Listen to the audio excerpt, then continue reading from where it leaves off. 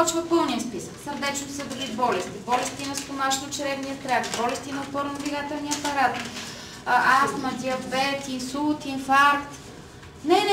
Не питайте за вашата болест. Има я в списъка. Всички болести са вътре. Това ми хареса. Защото този мъничък уред не лекува конкретно едно или друго заболяване. И въобще е добре, когато го прилагаме метода и дишаме с уреда, не да си мислим, че ни лекува съответната част, която ни боли, а да мислиме, че ни зарежда с енергия, с позитивна енергия, че ни успокоява, че ни подмладява, че ще отслабнем, че ще станем по-стройни. Не е нужно да насочваме мисълта си, че този уред ще излекува нашето заболяване. Защо го казвам? Защото много хора, които от първопроходците, от тези хора, които първо са започнали да прилагат метода, да кажем, един лекува астма, диша с уреда, но установява, че на фона на подобрението с астмата, зъбите са му станали по-здрави, венците, отслабнал е, спи чудесно, няма проблем с стомаха, изчезва главоболие, безсъница. Така че много ми хареса тази част от книгата на Вериго. Не питайте за вашата болест, да, има я в списъка. По-важно е да кажем кои са противопоказанията. И ако това, което ви притеснява, не е в списъка с противопоказанията, отговор е да, може да прилагате метода, само ще помогне, няма да навреди. Ако спазвате стриктно инструкциите, правите редовни занимания с уреда, поне мъничко вярвате, че наистина ще ви помогне. Ако вие не правите тези три неща, резултатите ще се забавят във времето за неопределен срок. Сега, ако желаете да пусна едно от филмчетата, където там говори доктора, или искате аз да ви покажа първо това, което ще видим. Хайде, аз ще ви покажа. Този уред готов е за мен. Така. Не е готов.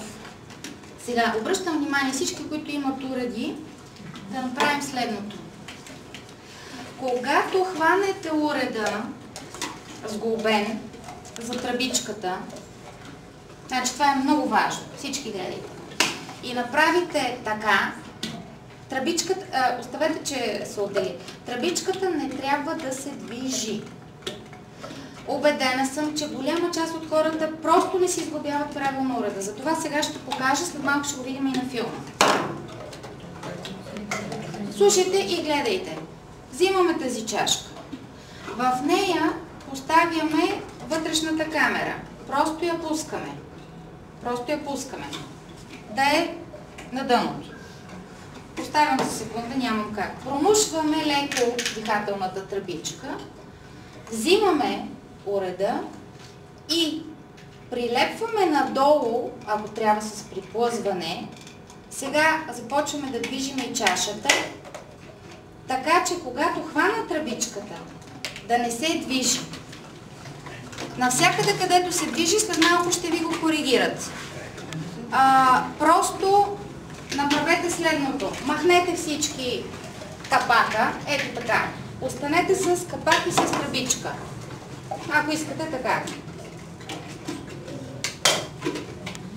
Просто дръжте така. Всички сме готови. Сега промушете леко тръбичката през отвора на 2-3 колелца. Така. Когато сте готови, готови ли са всички? Ще изчакам. Сега държим тук другите две чашки, слагам отгоре и първо самата тръбичка, колкото поема надолу я поставяме, след това хващате чашата и затваряте плътно капака.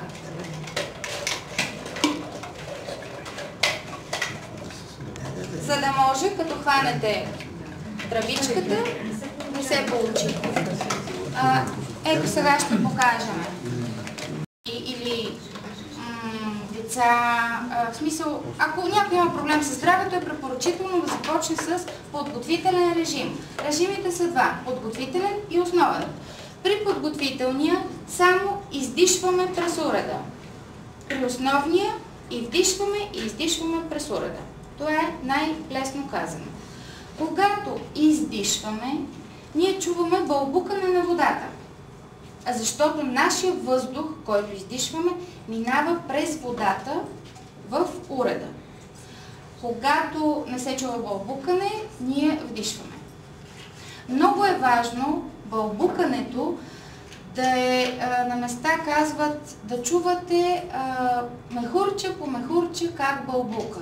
Да няма шумно като водопад. Например, да не е така, както ще се чуеш, да не е така. Не знам да се чу много добре. Издишвате и просто бавно и спокойно чувате бълбукането на водата. Сега.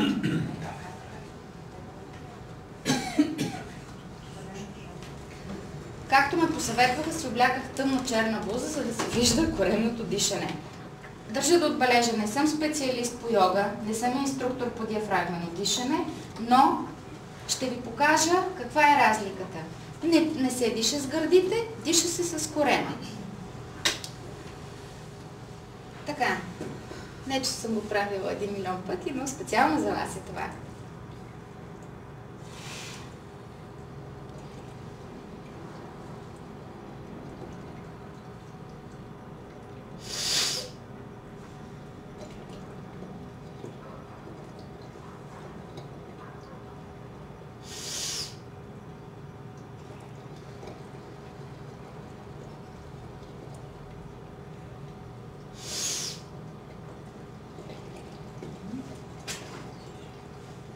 Видя ли се нещо?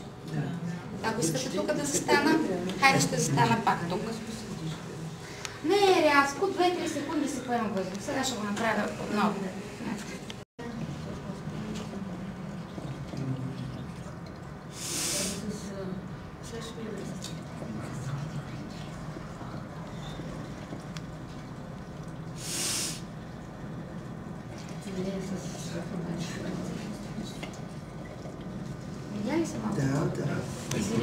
Това е от нещата, на които много акцентираме и не е точната дума, че се гордеем, но искаме хората да знаят, че това нещо помага при диабет.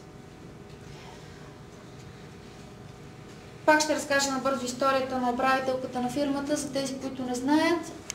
Управителка на фирмата Lotus, производителя на уреда TD01, се казва Галина Благова, която е имала 30 годишен диабет и пробва какво ли не и тя като Фролов най-накрая се излекува с неговия уред. Тя е имала 43 заболявания в списъка си и след 10 години към момента, в който се излекува, това е било преди някъде, тя каза, че от 43 заболявания в списък е останало само едно – далекогледство. Искам да ви я покажа. Тя е имала някакъв бизнес преди да се разболее от диабет и когато състоянието ѝ много се е влошило, ето ги заболяванията, ето ги тук, излекува се по метода, спира да се занимава с това, което се е занимавала и е казала така: аз ще отдам остатък от живота си за популяризирането на този уред.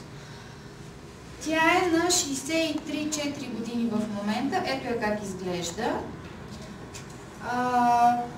Не е отслабнала много, нали? Явно това и не е цел, но за 64 години... Разбирам, трудно е, но нека да опитаме. Ако иска някой, нека си сложи ръката. Доктора така учи. Сложете си ръката където искате, или на стомаха, или на гърдите. За да сте сигурни, че не движите гърдите, аз препоръчвам да си сложите на гърдите. Защото аз малко съм позабравила, но сигурно вие дишате така. Нали? То горно душа. Така. Сложете ръката и се старайте да не дишате тук. Поемаме въздух с носа и издуваме корема. Някои хора се правят много добре пред мен. Корема, ти ще направиш, ти с гърдите. Коремата трябва да... Искате ли да станете до мен с мен да го правим заедно? Ти с коремата ти ще слушаш. Няма, ще се научи. Сега заставате и аз предлагам първо без уреди, сега ще ви дам. Сложете едната ръка тук на гърдите, другата на корема. Поемете въздух. Имете. Сега. Поемайки въздух, като усетите, че се движат гърдите, притиснете ги, все едно се опитвате да ги задържите, за да отиде въздуха надолу. Хайде пак. Сега, повтаряме. Поемате въздух през носа и издуваме корема. Не. Отново. С корема. Добре, трябва да си издуе корема. Не. Всеки може да дава съвет. Лесно е.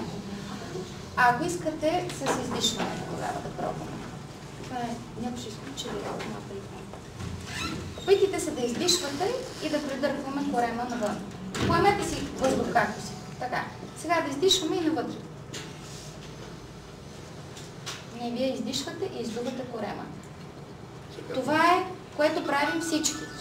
Неправилно. Само спомня.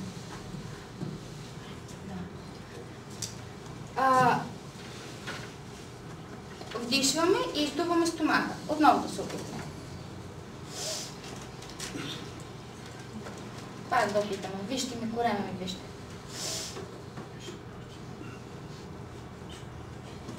А опитайте се да издишвате и да си свивате корема. Хайде да издишваме. Не. Значи, след малко пак ще продължим демонстрациите с вас, но аз бих препоръчала да потърсите човек, който владее това. Йога инструктор или който идейно да умее диафрагменото дишане. Пак ще продължим. Основното, което се прави при прилагането на метода на ендогенно дишане е диафрагменото дишане. Ние не можем да ви научим на него, но ако не го правите така, по начина по който господина в момента показва, ние не говорим за метод на ендогенно дишане, уредът не може да му помогне.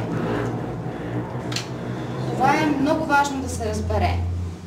99% от хората, които са собственици вече на този уред, не дишат правилно. 50% от тези 99% въобще не са прочели ето тази малка цветна приятна книжка. Когато съчетаем тези две неща, не са прочели инструкциите и не дишат диафрагмено, резултатът е един единствен. Няма никакъв резултат. Ефект. И ефект.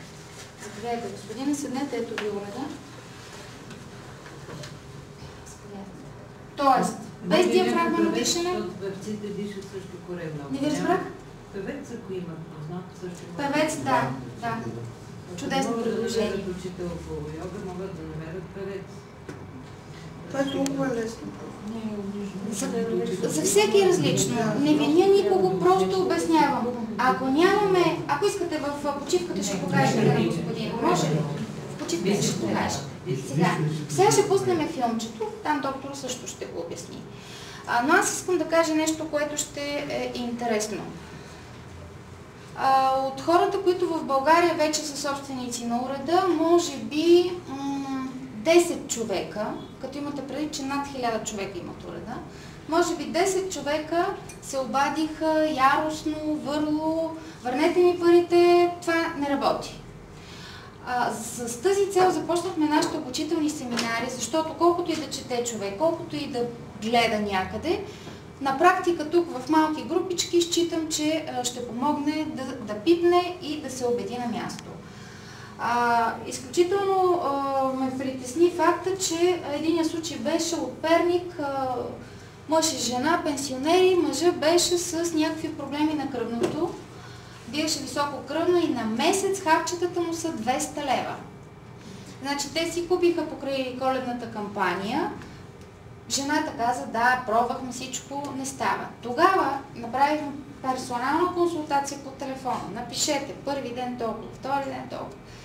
Разбрахте ли? Да, разбрахме. След един месец пак звъни. Ама върнете ми парите. Какъв е проблема? Ще ви ги върнем, нали? Парите не са най-важното в този живот. Има един друг вид, но малко по-късно. Проблема е, че дядото само като се сети, че трябва да диша и дига кръвна. Това беше отговор. Разбирате ли? Така че в този случай го приключихме. И сега ще пусна момчето с доктора. През това време вие може да